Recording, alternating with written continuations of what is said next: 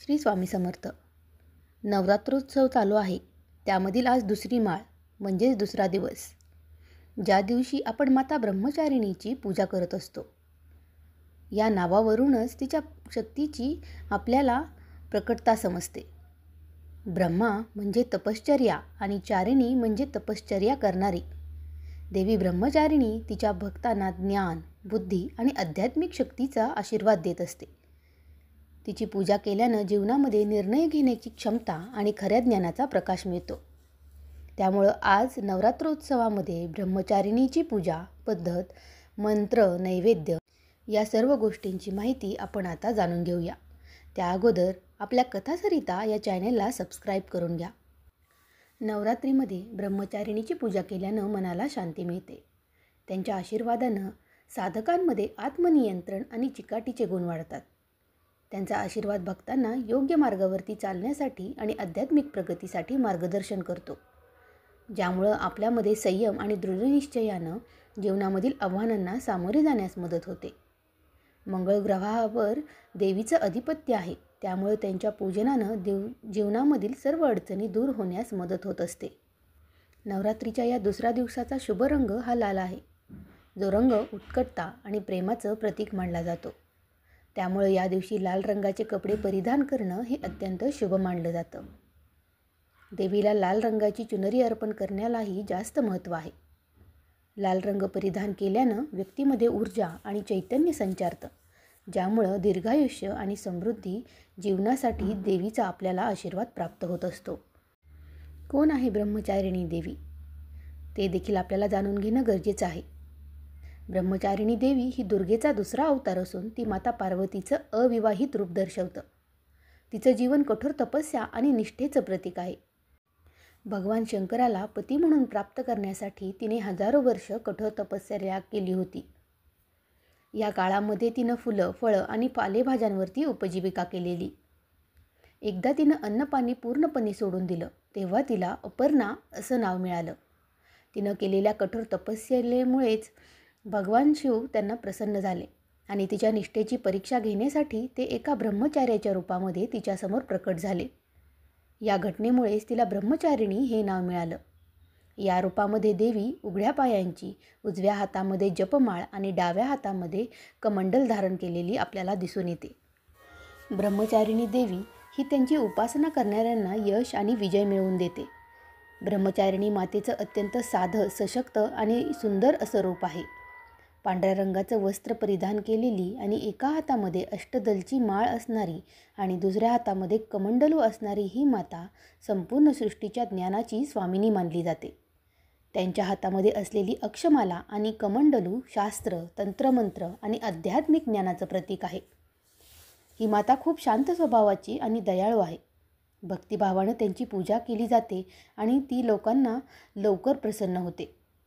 त्यामुळे ज्या भक्तांनी खऱ्या मनाने उपासना केली त्यांना त्यांच्या सर्व इच्छा पूर्ण करण्यासाठी ब्रह्मचारिणी माता ही सदैव तत्पर असते. या देवीला पांढरा रंग हा अतिप्रिय असल्याने तुम्ही पांढऱ्या रंगाचे वस्त्र, पांढरी फुले, पांढरे पदार्थ अर्पण करू शकता. यासोबतच ब्रह्मचारिणी मातेला तुम्ही पांढऱ्या रंगाचेच नैवेद्य म्हणून देखील अर्पण करायचे आहे. यासोबतच तुम्ही साखरेचा नैवेद्य हा आवर्जून ब्रह्मचारिणी देवीला अर्पण करायचा आहे. दधाना करपद्माभ्याम अक्षलमाला कमंडलू देवी प्रसीदतु मयि ब्रह्मचारिण्यनुत्तमा. ओम ऐं ह्रीं क्लीं ब्रह्मचारिण्ये नमः. दुर्गा क्षमा शिवधात्री स्वाहा स्वधा नमोस्तुते. या मंत्राचं उच्चारण तुम्हाला दिवसामध्ये शक्य तितक्या वेळामध्ये करायचं आहे. ब्रह्मचारिणी मातेचं संपूर्ण रूप विस्तारित करणारा असा हा मंत्र आहे, ज्याचा अर्थ ज्या देवीनं हातामध्ये कमळ, अक्षमाला आणि कमंडलू धारण केले आहेत ती सर्वश्रेष्ठ ब्रह्मचारिणी देवी माझ्यावर प्रसन्न हो, असा या मंत्राचा मार्मिक असा अर्थ आहे. आता आपण ब्रह्मचारिणी देवीचा विधी कशा पद्धतीने करायचा आहे ते जाणून घेऊया. यासाठी तुम्हाला सकाळी लवकर उठून ब्रह्ममुहूर्तावरती स्नान करायचं असतं. पूजेच्या ठिकाणी गंगाजल शिंपडा. ब्रह्मचारिणी मातेला पिवळा रंग प्रिय आहे, म्हणून तुम्ही या दिवशी मातेला पिवळ्या रंगाचं वस्त्र परिधान करा. पंचामृतानं स्नान घाला. तुपाचा दिवा लावा आणि मातेला खडीसाखरेचा नैवेद्य दाखवा. पिवळी फुले किंवा पांढरी फुले, दुधापासून बनवलेली पिवळ्या रंगाची आणि पांढऱ्या किंवा पांढऱ्या रंगाची मिठाई अर्पण करा. यानंतर लवंग, बताशे आणि हवन सामग्रीची आहुती द्या. शेवटी ब्रह्मचारिणी मातेची आरती करा आणि पूजेच्या शेवटी पान सुपारी अर्पण करा. संध्याकाळी पुन्हा एकदा देवीची आरती करा. ब्रह्मचारिणी देवीची पूजा करण्याचा अभिजित मुहूर्त हा सकाळी 11:50 ते दुपारी 12:38 असणार आहे. यानंतरच्या गोधूली मुहूर्तावरती देखील तुम्ही ब्रह्मचारिणी मातेची पूजा करू शकता, ज्याची वेळ ही संध्याकाळी 6:17 ते संध्याकाळी 6:41 असेल. अमृतकाल हा सकाळी 7:06 ते सकाळी 8:51 असेल. तद्दी पुष्कर योग हा दुपारी 1:04 ते 4:51 असणार आहे. या सर्व गोष्टी जाणून घेतल्यानंतर आपल्याला सर्वात शेवटी ब्रह्मचारिणी मातेची आरती करायची आहे. ही आरती तुम्हाला आपल्या व्हिडिओवरती एक व्हिडिओ मिळेल, त्याच्यामध्ये मिळेल आणि त्याचा जी लिंक आहे ती तुम्हाला मी डिस्क्रिप्शन बॉक्समध्ये टाकून देते. तिथे जाऊन तुम्ही ब्रह्मचारिणी मातेची ही आरती पाहून घेऊ शकता. मैत्रिणींनो, या पद्धतीने आपण आजच्या दुसऱ्या दिवशी ब्रह्मचारिणी देवीची पूजा आणि आराधना विधी अशा सर्व गोष्टी करायच्या आहेत. दिलेल्या मंत्राचं उच्चारण तुम्ही दिवसात शक्य तितक्या वेळा करा आणि यानंतर ब्रह्मचारिणी देवीची आरती करायला मात्र विसरू नका.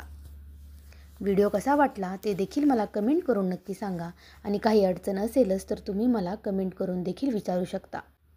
चालू असलेल्या शारदीय नवरात्रोत्सवाच्या तुम्हाला व तुमच्या परिवाराला माझ्याकडून मनपूर्वक शुभेच्छा. श्री स्वामी समर्थ. जय जय स्वामी समर्थ.